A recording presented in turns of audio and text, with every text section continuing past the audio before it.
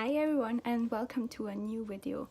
I'm sorry, the light must be awfully off today, but there's a massive storm going on outside. But I still wanted to film some videos and didn't want to wait until the storm is over. So we have to deal with that, but it's okay. I hope you don't mind. Today is something really exciting, but I'm also quite nervous because I wrote this short story a couple of days ago and I had this idea in mind for a really long time, and finally everything fitted together and I could write it, and I thought I would like to share it with you and yes, just let you know what I wrote lately. It's also on my blog if you want to read along or read the story afterwards again. And this video will just be me reading the story, so I will look down a lot. So I hope you don't mind, and enjoy the story. Definitely let me know in the comments. I'm quite nervous, but we can do that, okay? The story is called Snippets of a Love Affair. In 14 years, a lot of water runs down a river. That's what they told me. I'm not sure it makes sense. It made sense to them. They were talking about our age gap. I prefer a battered shell over an empty one. That's what I told them. I'm not sure it makes sense. It made sense to me. I was talking about experience. I first saw him in a bar across a theater. I left watching a play where I fell in love with everyone and anything. I crossed the street and pushed the heavy door, entered, just to be adventurous for once. There is never a right time to be adventurous. He held a pen in his hand. He must have written for quite a while already. The pen left marks on his fingers. I tried to get a glimpse of what he wrote, but his handwriting was unreadable. In retrospective, I know, a clear sign, dangers ahead. I usually prefer hotel bars. I just can't afford the hotel rooms anymore, he told me, probably to distract me from trying to read his stuff. Well, you could just go to the bar. A logical thing to do, I thought. That's not my style. We exchanged phone numbers the old way, by writing them down on a napkin, lying around instead of typing them into our phones. I usually don't do that. I'm sure he was trying to figure out my age.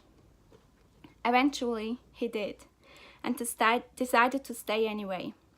People age with memories, not with numbers. He tried to explain what was happening to himself. I, still convinced, held on to the notion that I've just put a spell on him. Naive is what they call me now. November went by quickly, and the lights started to appear in the city, guiding us on our way. We didn't know where we were heading. I didn't remember winters being so cold here. I needed a new coat. Mentioned it to him in passing. The next day, he bought me a fur coat. That's not my style. I wore it anyway. He told me the winter appears colder to him since he stopped smoking. When I asked why he stopped, he said that the cigarettes got too expensive. The mundane never got to us. What we had was special enough to keep the sparks flying, or at least that's what I thought. The death of a friend locked him up in his room, writing furiously. I knew December would be long and cold. Everything's mortal, I tried to bring him back. Words aren't, he replied, and I understood. He left his room once to recite poetry to me, because he wanted me to learn that the ugly can be beautiful. I bought some of the collection his friend published. I still tried to memorize the poem he underlined. We spent Christmas over at one of my friend's house. He unwrapped the present they all bought together. A pink sweater saying, "Sugar Daddy." Everyone thought it was funny. I've not gone back since. Both of us never wore pink. They should have known that. He passed me down the books he read, with his notes in them. I opened them, only to read his notes. His thoughts appeared to be far more interesting to me than any story told by any author long dead. I promised to read the books eventually.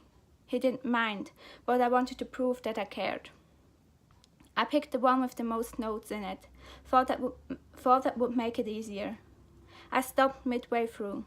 There was too much of us in these pages. I knew this was the real reason I didn't read. Doesn't it get lonely in your house, all by yourself?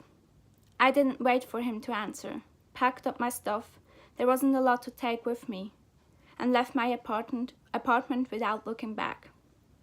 Here I was, in his house, this old house, abandoned by a past I would never fully understand. I didn't dare to ask why he stayed and where all the money came from, why it was enough for mansions and fur coats, but not for hotel rooms and cigarettes. A month later I left the house earlier. I planned to surprise him and came back home in the late afternoon. I showed him the tattoo, freshly made, while trying to hold a bottle of champagne. A little daisy is what I got. Remember? I asked, and knew he did. I don't like it when things are permanent. I was not sure what he was talking about. The tattoo started to itch.